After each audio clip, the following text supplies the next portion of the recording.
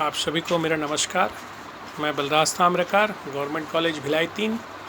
आज हम चर्चा करेंगे भारतीय संविधान की विशेषताओं में प्रमुख विशेषता है मूल कर्तव्य पर चर्चा करेंगे।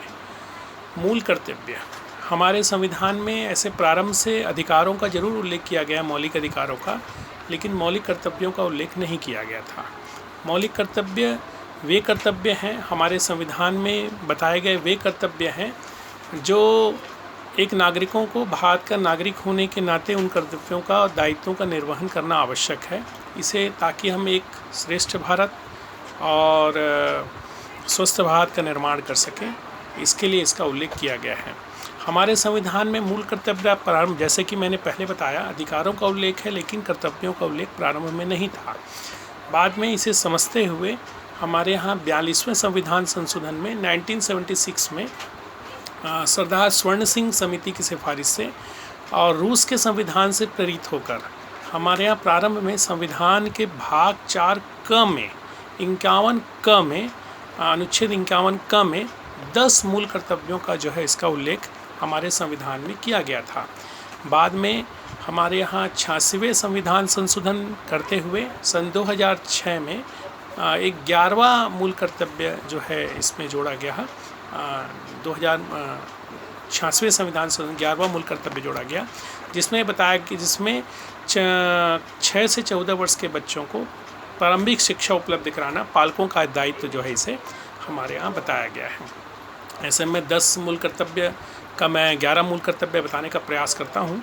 सबसे पहले इसमें मूल कर्तव्य ये कहा गया है कि हमारे संविधान के में जो भी उच्च आदर्श मूल्य दिए गए हैं, है ना, हमारे यहाँ हमारे संविधान इसमें पहला ये कहा गया है कि हमारे संविधान में जितने भी उच्च आदर्श मूल्य और संस्थाएं और राष्ट्रीय जो प्रतीक चिन्ह हैं, राष्ट्रीय गान गीत, उनका जो है आदर करना है और संविधान का प्रत्येक नागरिक को अक्षरशः पालन करना है। दूसरा इसमें कहा गया है कि राष्ट्रीय आंदोलन को प्रेरित करने वाले उच्च आदर्श जो नैतिक मूल्य हैं, है ना, उनको हृदय में संजोए रखना है और उसको पालन करना है।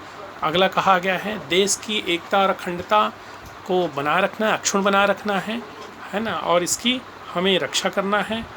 और देश की रक्षा, अगला है देश की रक्षा के लिए जब भी आह्वान किया जाए तो तत्पर रहना है, प्राण न्यौछावर देने के लिए भी तत्पर रहना है।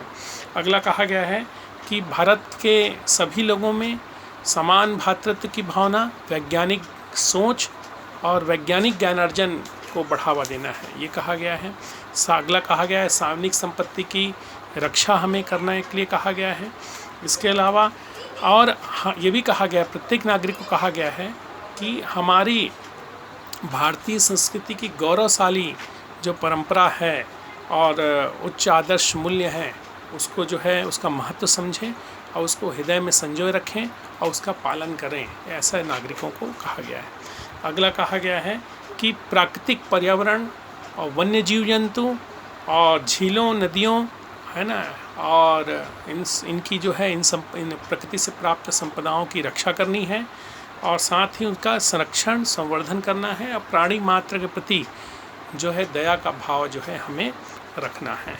इसके अलावा ये कहा गया है कि व्यक्तिगत और सामूहिक गतिविधियाँ में सभी क्षेत्रों में उत्कर्ष की ओर बढ़ने के लिए सतत प्रयास करने की बात कही गई है, जिससे हमारा राष्ट्र निरंतर आगे बढ़े और उपलब्धियां गढ़ें और नई ऊंचाइयों को छुएं, ये बात कही गई है।